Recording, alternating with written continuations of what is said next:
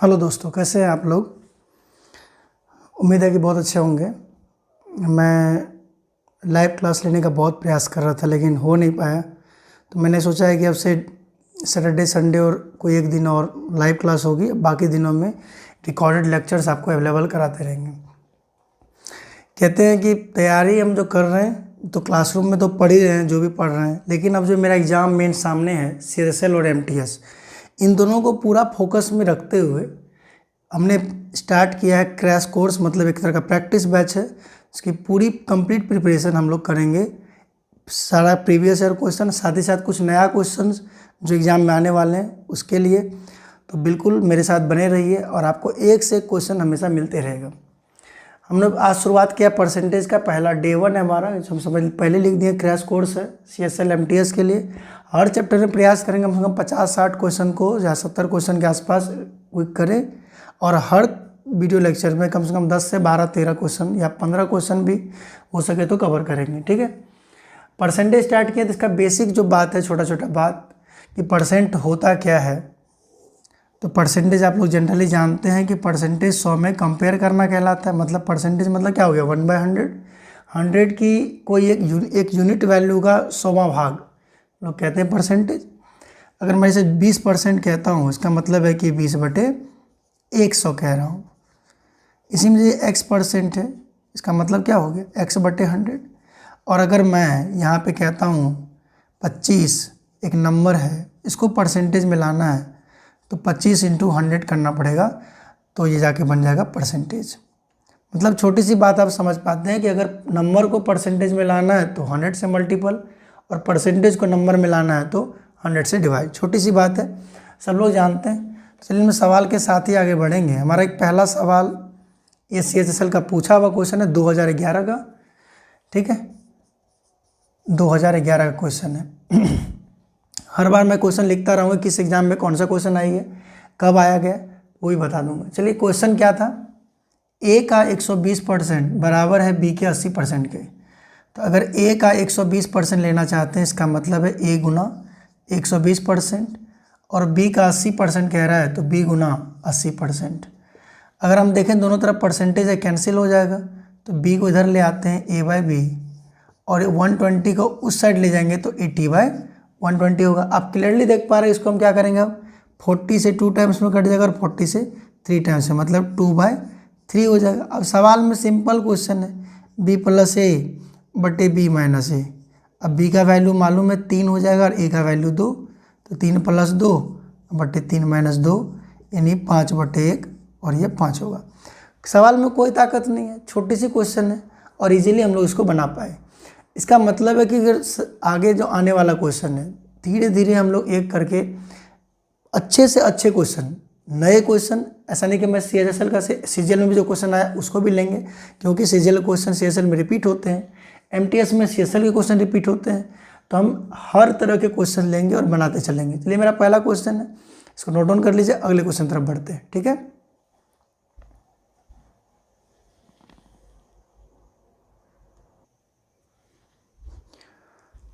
आइए दोस्तों देखते हैं दूसरा क्वेश्चन। उम्मीद है कि पहला क्वेश्चन बिल्कुल इजी था, आसानी समझ गए होंगे। सेकंड क्वेश्चन क्या कहता है ना कि यदि A का x% B के y% के बराबर है तो B का z% क्या होगा। B का z% हमसे पूछ रहा है, यदि A का x% B के y% के बराबर है।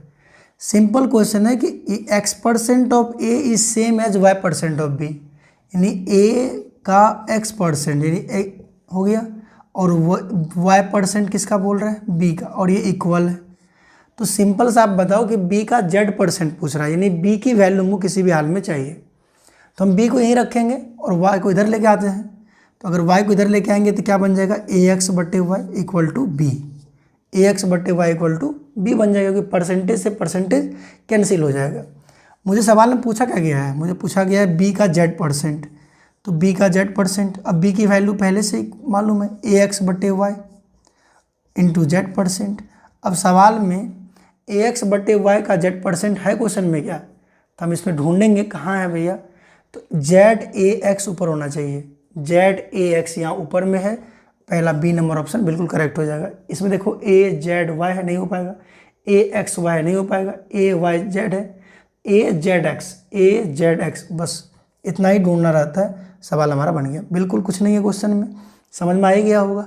ठीक है, A का x%, B के y% बराबर है, यानी को B का वैल्यू चाहिए इसमें रखने के लिए, तो B को हम इधर रखेंगे, y को इधर भेज देंगे। y को हमने इधर भेज दिया और इसको हमने सॉल्व कर लिया। कोई दिक्कत है? अगर कोई भी दिक्कत हो तो कमेंट में लिख के बताइए। ठीक है, चलिए, अच्छा लग रहा है तो लाइक शेयर कमेंट करते रहिए और दोस्तों को बताइए। आइए बच्चों, मेरा तीसरा क्वेश्चन है। 2 क्वेश्चन हमने देखा अभी, दोनों क्वेश्चन बहुत ही ईजी था, आसानी से हम लोग उसको बना पाए। उसी तरह ये तीसरा क्वेश्चन है। तीसरा क्वेश्चन क्या कहता है ना, किसी कंपनी के 31% कर्मचारी आयकर भुगतान करते हैं, आयकर नहीं भरने वालों की संख्या 20,700 है, तो कर्मचारी की संख्या बताएं। आप जरा ये बताइए, किसी भी जगह पे परसेंटेज अगर आती है तो मैंने बार बार कहता हूँ कि परसेंटेज अपने आप में 100 होता है, हमेशा 100 पर ही कैलकुलेट करते हैं, यानी एक एक नंबर, एक एक वैल्यू अपने आप में 100% है। जैसे मान ले अगर आपके पास 50 रुपये है और मेरे पास 100 रुपये है, तो 50 रुपये आपके पास अपने हिसाब से 100% है और 100 रुपीज़ मेरे पास मेरे हिसाब से 100% है। लेकिन अगर दोनों की कंपैरिजन करें तब ये डाटा अलग हो सकता है, लेकिन अपने आप में 100% होता है। तो एक कंपनी में कर्मचारियों की संख्या क्या होगी? 100%। तो यानी कर्मचारी जो होगा वो कितना होगा? तो कर्मचारी होगा 100। अब 100 में कुछ टैक्स भरने वाले हैं और कुछ टैक्स नहीं भरने वाले हैं। जो टैक्स भरने वाले उसको हम टैक्स लिख रहे हैं, और जो टैक्स नहीं भरने उसको नॉन टैक्स।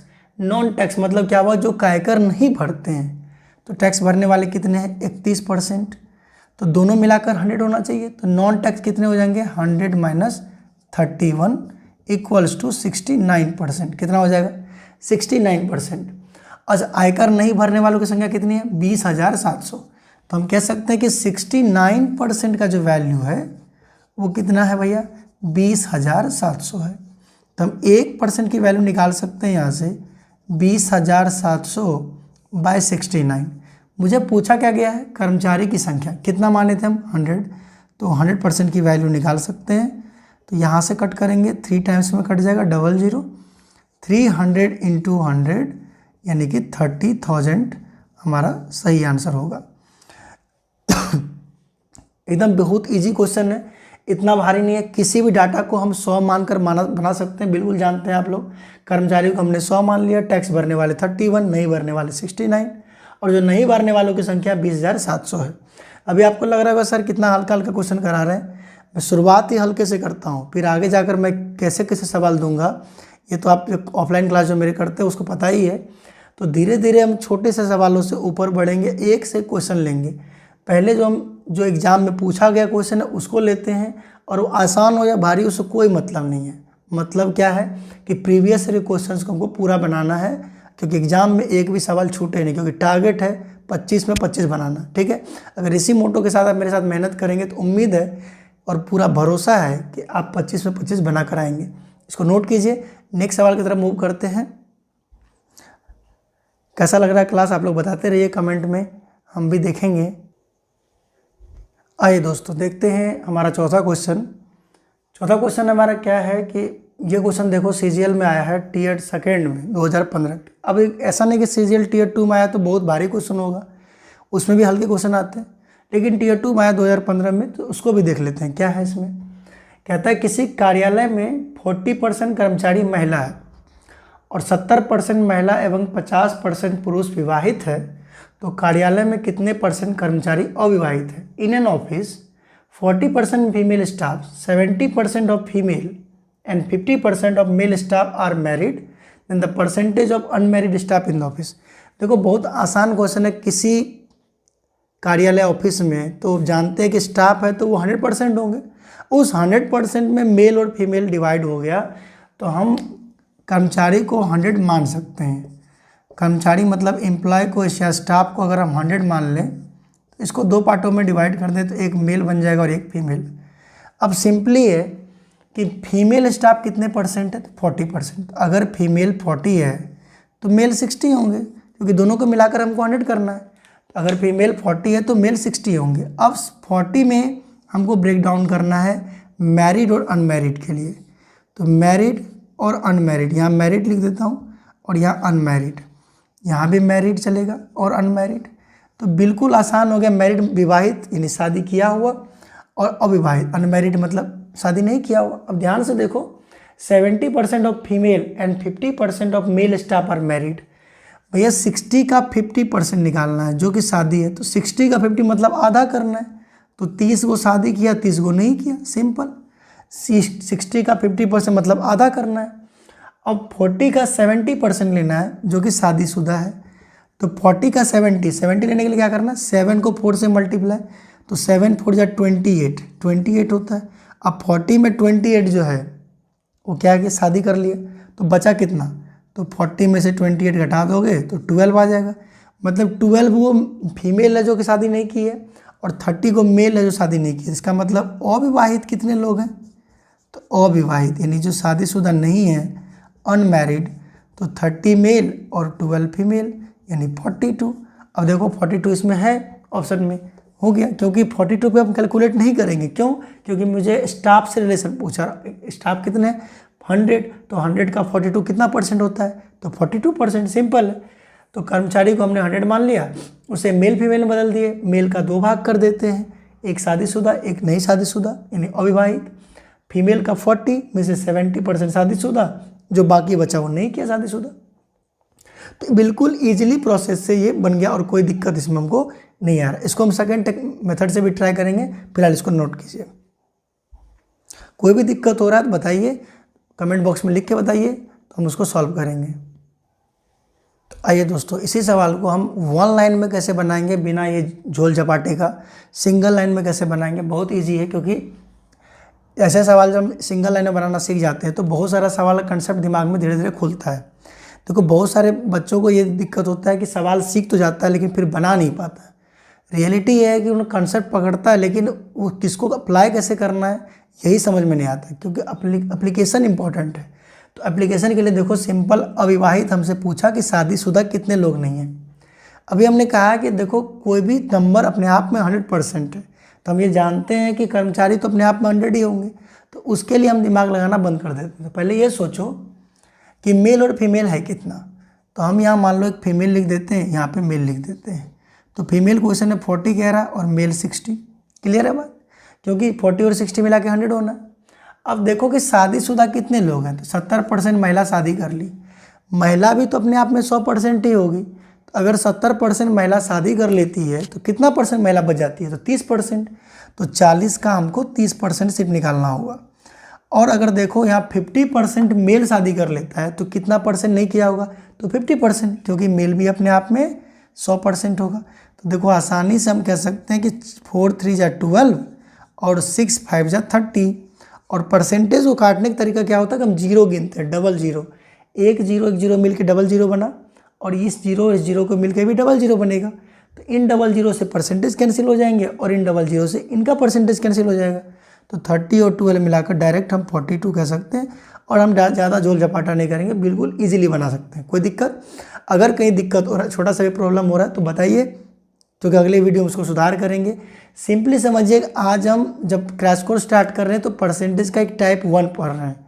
टाइप 1 से टाइप 2, टाइप 3, टाइप 4 ऐसे पढ़ते जाएंगे धीरे धीरे, और कम से कम 5 क्लास 6 क्लास में हम इसको कवर कर लेंगे पूरा का पूरा प्रीवियस ईयर में। ठीक है, इसको नोट कर लीजिए, फिर आगे देखते हैं।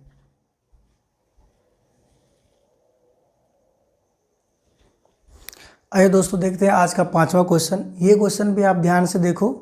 पिछला क्वेश्चन जैसे सीजीएल में पूछा हुआ था, ये भी क्वेश्चन सीजीएल के टीयर 2 में आया। अब देखो क्वेश्चन टीयर 2 में आया, बच्चा घबरा जाता है सीजीएल में आया। अरे सीजीएल में आया तो क्या हाथी घोड़ा थोड़ी आ गया, सिंपल क्वेश्चन है। उसको हम लोग देखेंगे, समझेंगे और आसानी से बनाएंगे। क्या क्वेश्चन है? क्वेश्चन कह रहा है कि अंडे की कीमत में 25% की कमी होने के कारण एक व्यक्ति 162 रुपये में 2 दर्जन अधिक अंडे खरीदता है, तो अंडे की वास्तविक मूल्य क्या है? Due to 25% fall in the rate of eggs, a man can buy 2 dozen more eggs than before by investing ₹162. Find original rate per dozen. देखो ऐसे क्वेश्चन में बच्चे अक्सर फंसते हैं, कितना ही बना लेते हैं, वहाँ जाकर गलती करता है, XYZ मानने का प्रयास करने लगता है, जबकि ऐसा है नहीं। ध्यान से समझ के बताओ कि अगर मान लो कि मार्केट में पहले एक वस्तु खरीदते थे, तुमको 20 रुपये में मिलता था, आज वो चीज़ तुम्हें 10 रुपये में मिलती है। ध्यान समझो, पहले तुमको 20 रुपये मिलती थी, अब तुमको 10 रुपये मिलती है। तुम पहले भी 20 रुपये खर्च करते थे, आज भी तुम 20 रुपये खर्च कर रहे हो। क्या हम बोल रहे हैं फिर समझिए। एक वस्तु है, एक कलम, मान लो एक मार्कर है, ये मार्कर पहले 20 रुपये मिलता था, आज ये मार्केट में 10 में मिलता है। हमने अपने बच्चों को 20 रुपये दिया, बोला जाकर मार्कर लेके आओ, उस गया मार्केट और उसको 10 रुपये में ये मार्कर मिल रहा था, लेकिन उसके पास है 20 रुपये।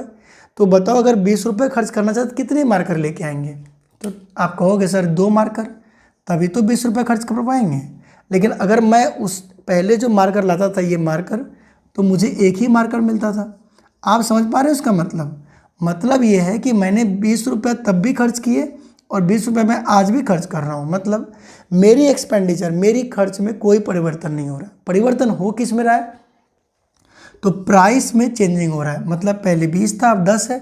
अब मैं तो क्वांटिटी में भी फर्क आ रहा है, क्योंकि जो मैं पहले 1 खरीदता था, अब मैं कितना खरीद पा रहा हूँ? 2। तो ध्यान से देखिए, ये मेरा रेट है और ये मेरा क्वांटिटी है, और ये जो मेरा है ये खर्च है मेरा। तो ध्यान से देख के बताओ कि रेट जो आपका है वो रेट अगर रेशियो में कन्वर्ट करें तो क्या बनेगा? 2:1 बनेगा। और इसी को अगर हम ऐसे लिख दें तो 1:2 आ सकता है। देखिए 1:2 आ रहा है। तो इसका मतलब है कि क्वेश्चन में हमको बिल्कुल सिंपल से जाना है, क्योंकि 162 फिक्स रुपीज़ है, क्योंकि 162 वो पहले भी खर्च करता था, आज भी वो 162 ही खर्च कर रहा है। लेकिन फ़र्क ये है कि आज में और पहले में आज उसको ज़्यादा अंडा मिलता है। कितना? 2 दर्जन ज़्यादा। तो 25% रेट गिर जाता है। मतलब 25% का मतलब है कि 25/100 मतलब 1/4। समझ में आ रहा बात? 1/4 गिर जाता है, मतलब क्या? रिड्यूस हो जाता है, तो माइनस लगा रहे हैं। और हर नंबर का जो फ्रैक्शन लिखते हैं, नीचे में नंबर होता है ओरिजिनल, यानी वास्तविक होता है। आप जानते हैं कि नीचे ओरिजिनल फ्रैक्शन होता है। ओरिजिनल का मतलब होता है कि जैसे 1/4 है, इसका मतलब है कि 1 का चौथा भाग है। मतलब ऐसे भी कह सकते हैं कि 4 रुपये का 1 रुपये भाग दे रहा है, मतलब 4 में से 1। अब लेकिन यहाँ माइनस हो रहा है, रिड्यूस कर रहा है, तो मतलब कोई दाम पहले 4 थी, तो अब वो दाम 3 हो गई है। क्यों? क्योंकि 1 घट गया, तो 4 में 1 कमी हो गया, 3 हो गया। अब दाम घटेगा तो भाई हमको क्वांटिटी ज़्यादा मिलेगा, तो हम यहाँ 3 4 लिख रहे हैं। सिंपल। ये क्या है भैया? तो ये रेट है, दर है। ये क्या हमको? तो एक वस्तु है, ठीक है।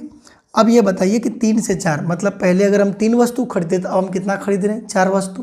लेकिन क्वेश्चन में कितना हम ज़्यादा खरीद रहे हैं? 2 दर्जन। लेकिन 3 से 4 में वृद्धि कितने की हो रही है? 1 की वृद्धि हो रही है। और 1 की वैल्यू कितना दर्जन है? 2 दर्जन। अगर 1 की वैल्यू 2 दर्जन है तो बताओ 3 की वैल्यू कितनी होगी? तो 3 दूना 6 दर्जन। बोलो 4 की वैल्यू कितनी होगी? तो 4 गुना 2 8 दर्जन। मतलब जो पहले हम 6 दर्जन खरीदते थे, अब हम 8 दर्जन खरीद रहे हैं। जो पहले हम कितना खरीदते थे? 6 दर्जन, अब हम कितना खरीद रहे हैं? 8 दर्जन। भैया पहले हम 6 दर्जन खरीदते थे तो भी 162 खर्च करते थे, आज हम 8 दर्जन खरीद रहे हैं तो भी 162 खर्च कर रहे हैं। तो मुझे पूछा गया ओरिजिनल रेट बताइए, मतलब वास्तविक दर क्या है? तो वास्तविक मैं खर्च कितना कर रहा हूँ? 162। और मैं पहले खरीदता कितना था? तो 6 खरीदता था। तो अगर 6 खरीदता तो 6 से डिवाइड कर देंगे तो 27 आ जाएगा, और 27 हमारा ऑप्शन में है, तो ईजिली बन सकता है। अगर इस सवाल का कंसेप्ट आपके दिमाग में बैठ गया है तो बहुत ईजिली आप इस टाइप की कोई भी क्वेश्चन को बना सकते हैं। लेकिन बसते दिमाग में क्या रखना है कि ये हमको रेट और ये हमको दिमाग में रखना है। अब ऐसा नहीं कि हर जगह ये सवाल रेट पे ही पूछता है, कई बार इसकी सवाल अलग अलग ढंग की बनती है। जैसे रेक्टेंगल में एरिया पर बन जाता है, स्क्वायर में एरिया बन जाता है, इसे डायगोनल पे सवाल बनता है, कई तरह के सवाल बनते हैं। एक्सपेंडिचर बनता है, टिकट सेल पर बनता है सवाल। तो एक एक ढंग का सवाल, लेकिन उसकी कंसेप्ट जो है इसी पर पूरा बेस्ड होता है। तो इसको हम लोग देखिए, उतारिए, और कोई दिक्कत है तो कमेंट में लिखिए, फिर अगले क्लास में मैं फिर इसको समझाऊंगा। ठीक है, चलो।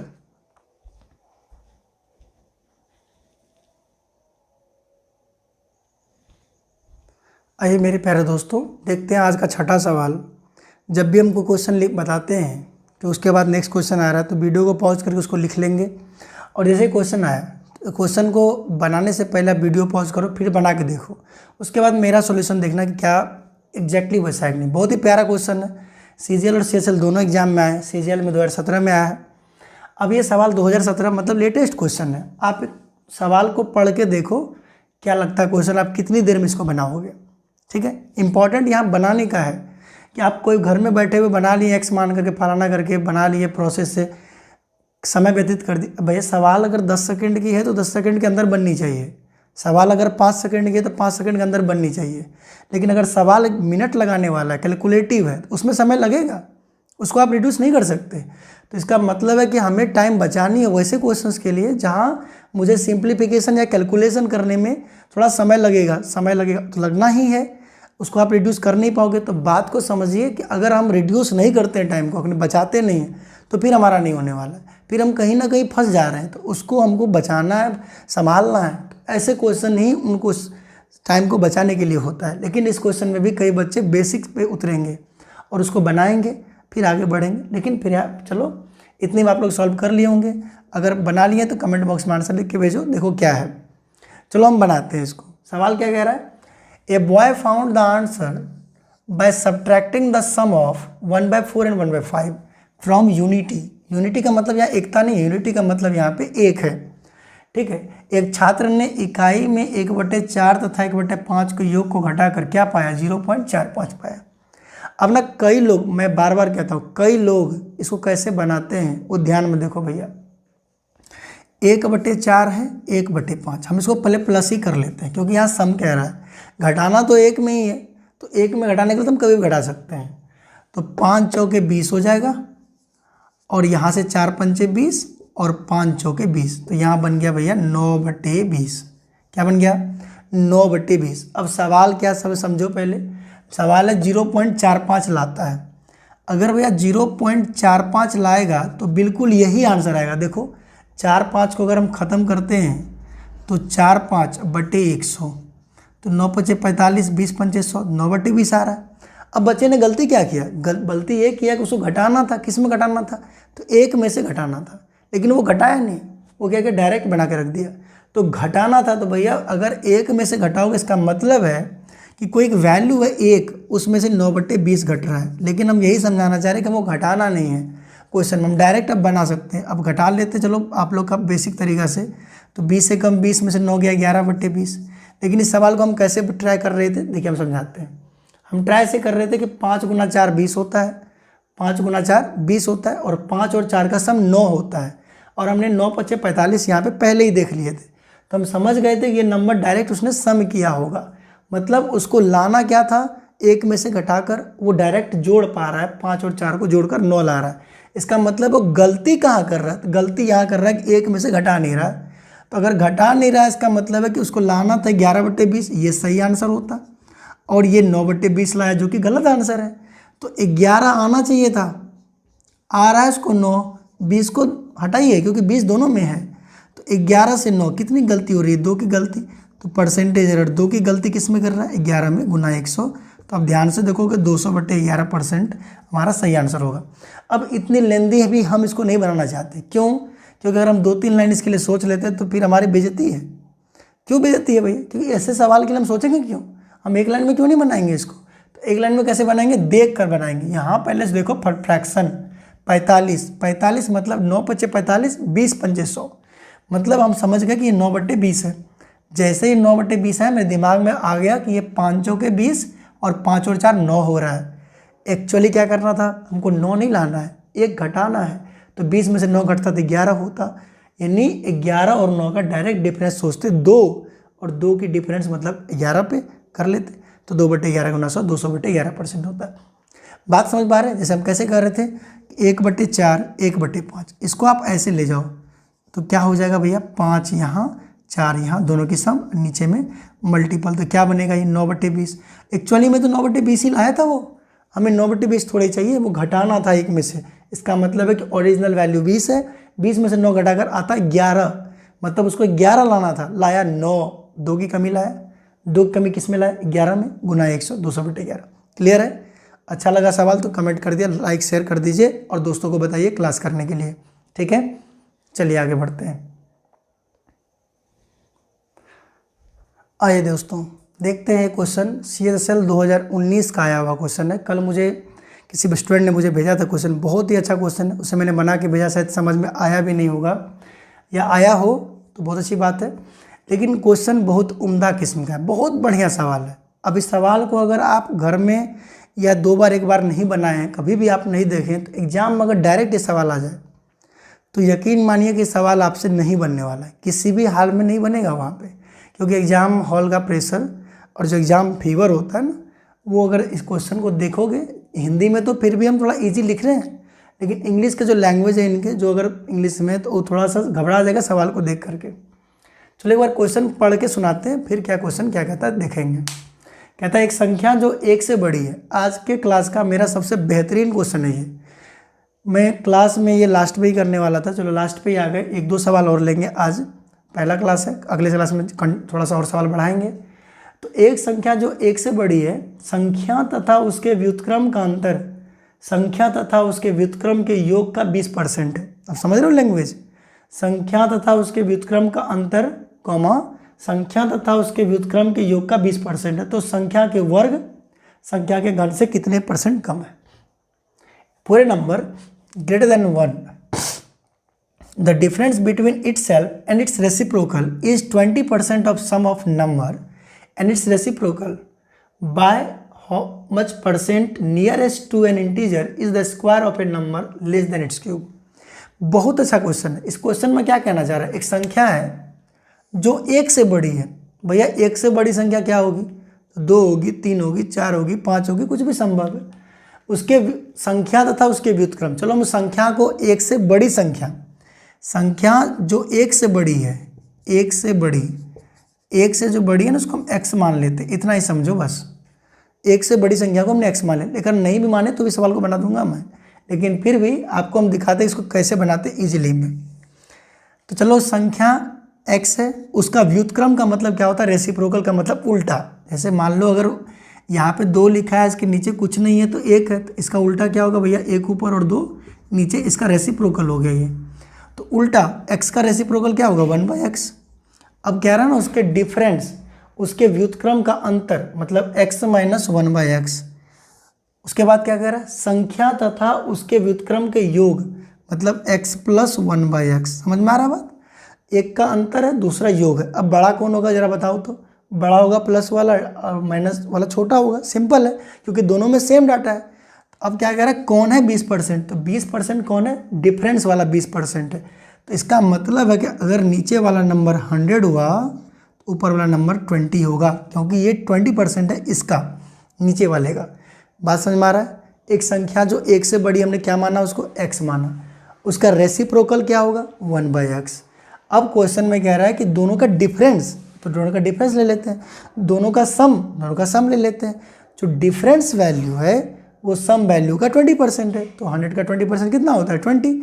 अब कैलकुलेट कर लेते हैं, यहाँ से 20 से 5 कट गया, तो ऊपर क्या हो गया 1, x माइनस 1/x बटे x plus 1/x equals to हो गया 1/5। अब ध्यान में तुमको क्या रखना है भैया, कि x की एक ऐसी वैल्यू लें जो यहाँ रखने पर इस इक्वेशन को सेटिस्फाई करता हो। नहीं करता है तो क्या करेंगे, क्रॉस मल्टीप्लिकेशन करके हम सॉल्व कर सकते हैं, और कोई तरीका तो है नहीं। लेकिन हम इसको ना एक तरीका लगाते हैं, componendo dividendo, CND rule, componendo and dividendo rule. इसमें क्या कहता है ना कि कोई नंबर अगर x बट्टे वाई के फॉर्म में है और बराबर a/b लिखा है, तो कंपोनेंडो एंड डिविडेंडो का मतलब होता है न्यूमरेटर और डेनोमिनेटर में कैलकुलेशन। मतलब नीचे वाले को ऊपर वाले के साथ जोड़ दीजिए और ऊपर वाले से नीचे वाले को घटा दीजिए।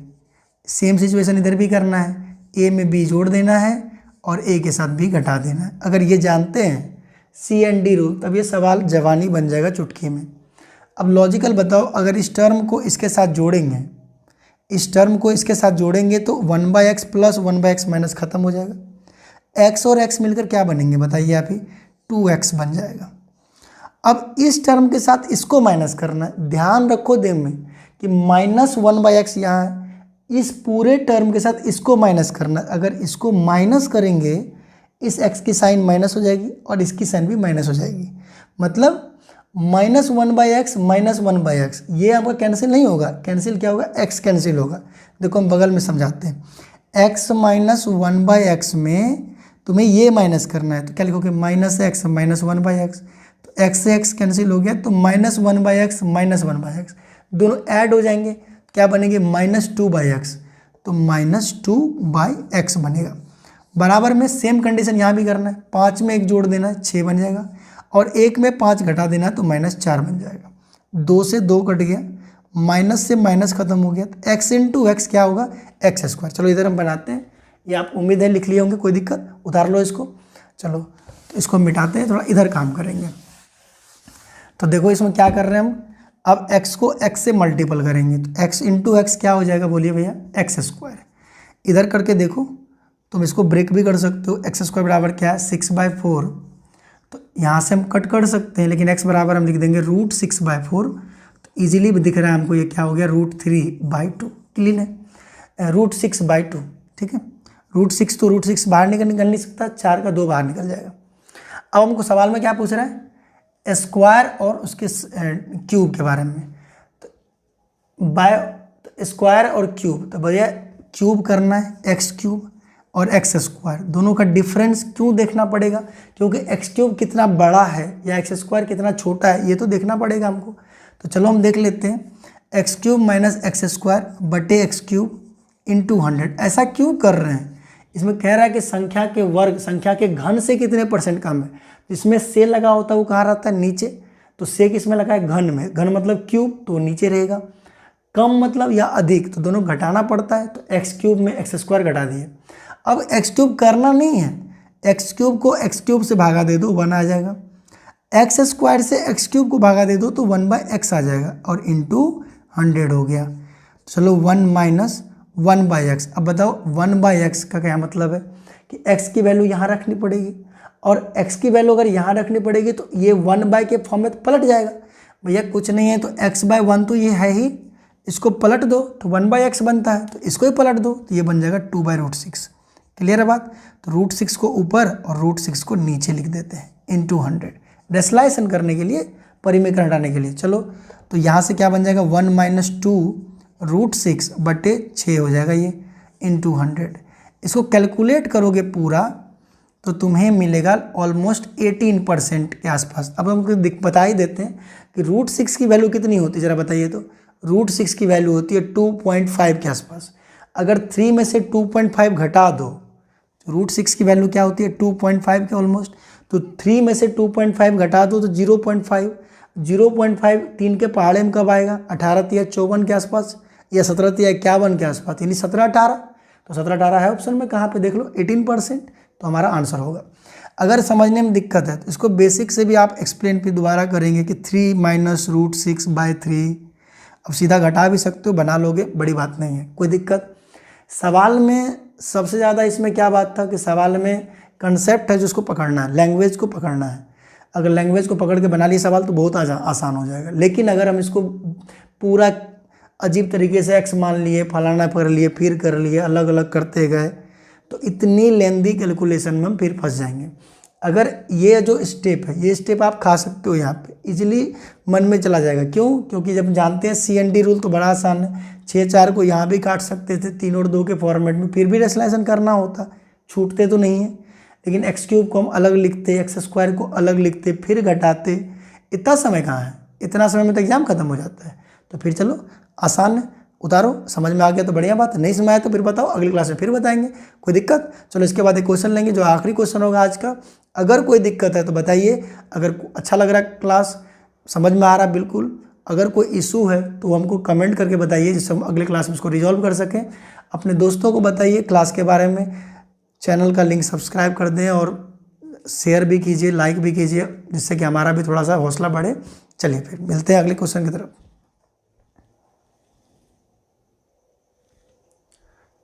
तो आइए दोस्तों, आज का आखिरी क्वेश्चन तरफ बढ़ते हैं। अभी तक हम एक से एक अच्छे क्वेश्चन देखे। जो इसका पिछला क्वेश्चन था हमारा, बहुत बेहतरीन क्वेश्चन था, उसको आप रिवाइंड करके देखो, समझ में आ जाता है तो बहुत अच्छी बात है, नहीं समझ आती है तो उनको हम अगले क्लास में फिर समझाएंगे। कमेंट में बताना अगर कोई दिक्कत है तो। चलो आखिरी क्वेश्चन हम आज लेते हैं। ये क्वेश्चन MTS 2011 में आया है। अब समझ लो कि ये हमारा दूसरा टाइप है। हमने पहले टाइप में ये कवर किया कि बड़ा छोटा ये सब क्या होता है, ठीक है, एक ऑफ क्या है, फलाना क्या है, बहुत एक सिंपल क्वेश्चन से स्टार्ट किए जो हमको आता रहता था।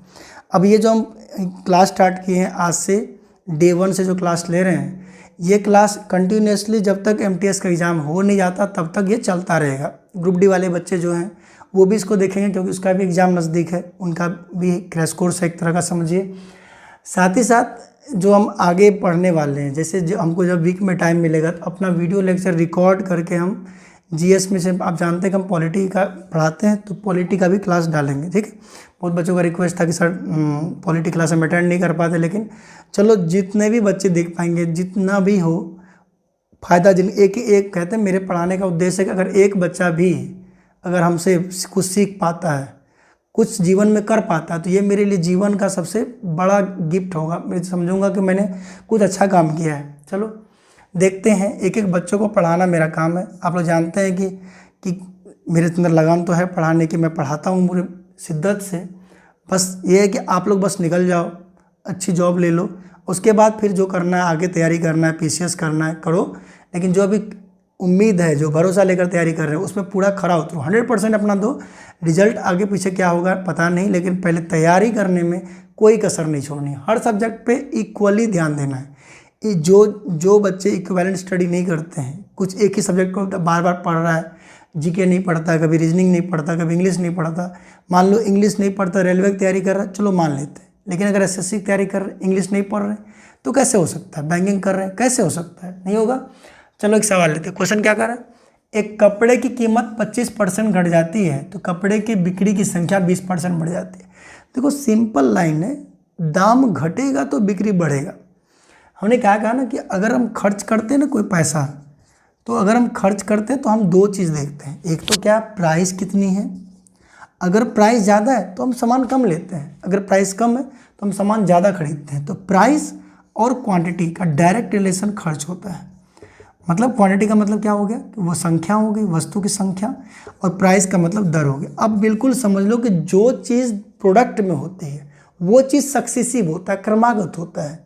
जो चीज़ प्रोडक्ट में मल्टीपल है वो चीज़ क्रमागत है। जैसे मान लो प्राइस और क्वांटिटी मल्टीपल प्रोडक्ट है, इसका मतलब है अगर इन दोनों का कोई परसेंटेज वैल्यू लेंगे तो वो सक्सेसिव फॉर्मेट में जाएगा, क्रमागत फॉर्मेट में जाएगा, क्योंकि दाम घटने से सामान की संख्या बढ़ जाएगी, और अगर सामान की संख्या घट रही है इसका मतलब प्राइस बढ़ रहा है।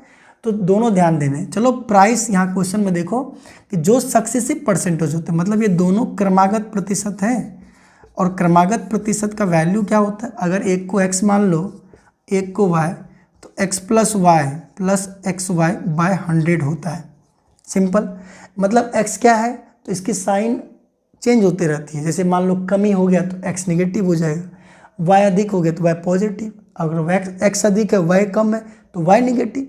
तो यानी सवाल में देखो कि प्राइस यानी कि रेट कितना घट रहा है 25%, मतलब दर में -25 लिखना पड़ेगा, और संख्या कितनी बढ़ रही है तो 20% प्लस में लिख देते हैं इसको, कोई दिक्कत। 25% माइनस क्यों लिख रहे हैं, क्योंकि ये घट रही है। तो चलो x की जगह पे हमने क्या रख दिया -25, y की जगह पे 20, x की जगह पे -25, y की जगह पे 20 बाय 100। बोला ऐसा क्यों कर रहे हैं, क्योंकि दोनों क्रमागत सक्सेसिव है। तो चलो इसको हम सॉल्व कर लेते हैं। -25 20 गया तो -5, 20 से 5 बार में जाएगा, 5 से 5 बार में, तो ये प्लस इंटू माइनस -5, तो -5 क्या हो गया -10%। निगेटिव क्या इंडिकेट करता है, निगेटिव इंडिकेट करता है रिड्यूसन का, मतलब डिक्रीज का, घटता है। तो 10% कमी, देखो डी ऑप्शन है, इजीली बन गया। लेकिन अगर हम चाहते हैं ना तो इसको हम एकदम ऐसे बना सकते थे सक्सेसिव के फॉर्मेट पे। जैसे मान लो 25% है, तो अगर 100 कोई मूल्य है, 25 कम हो रहा है, इसका मतलब 75 होगा। 100 कोई मूल्य है, 25 कम हो रहा है तो 75 होगा। और क्वांटिटी 20 बढ़ रहा है, अगर कोई 100 मूल्य है 20 बढ़ रहा है तो 120 होगा। कैलकुलेट करने के लिए क्या करते हैं ना, दोनों को मल्टीपल कर लो, 100 × 100 इधर हो गया और 75 × 120 यहाँ हो गया। अब काटना है, काटो, यहाँ काटो, 20 से 6 बार में, 20 से 5 बार में, क्लियर, 5 से 15 बार में, और 15 से 3 × 5 = 15, 20 × 5 = 100। अब बिल्कुल कटेगा नहीं, तो ये 20 हो गया और 6 × 3 = 18 हो गया। देखो कितना कम रहा है भैया, तो 2 कम रहा है। 2 किस में कम रहा है, 20 में, तो 2/20 × 100, तो 20 × 5 = 100, 5 दूना 10%। हम यहाँ से भी -10%, मतलब कमी ढूंढ पा रहे थे। कैसे, 100 में 25 कम करेंगे तो 75 होंगे, और 100 में 20 बढ़ाएंगे तो 120 होंगे, और इन दोनों के प्रोडक्ट जो होते हैं वो सक्सेसिव होते हैं। अगले क्लास में हम इस टेक्निक को एक बार सक्सेसिव का पढ़ाएंगे, फिर अगले क्लास में आगे बढ़ेंगे। अगर कोई दिक्कत है समझने में, आज क्लास कैसा लगा कमेंट बॉक्स में बताइएगा। कोई भी दिक्कत है तो बताइए, क्लास को और आगे बढ़ाएंगे। और मेरा वादा है कि आपको डेली एक क्लास मतलब रिकॉर्डेड लेक्चर्स के रूप में मिलेंगे, और सैटरडे संडे हम लाइव आकर के क्लास लेंगे। सैटरडे और संडे ये 2 दिन हम लाइव आकर क्लास लेंगे। इन दोनों दिन में लाइव होगा, अलग से टॉपिक होगी जो रिकॉर्डेड नहीं चल रही होगी। लाइव वो उन चीज़ों का लेंगे जो अलग होगा। रिकॉर्डेड क्लास जैसे परसेंटेज है, अब परसेंटेज पूरा आपको रिकॉर्डेड ही चलेगा। सैटरडे संडे में अगर जो डाउट होगा उस डाउट का विश्लेषण करेंगे किस दिन, सैटरडे या संडे को। कोई दिक्कत? चलो, आज की क्लास अगर अच्छी लगती है तो लाइक कमेंट शेयर सब कुछ कर दीजिएगा। लाल घंटी दबाइए, आगे बढ़िए और थोड़ा हमको भी सपोर्ट कीजिए, हम आगे बढ़ें, आप लोगों के साथ काम करें। अगर अच्छा लगता है तो अपने दोस्तों को बताइए। ठीक है, मिलते हैं अगले क्लास में, तब तक के लिए सब खैर, गुड नाइट, बाय बाय।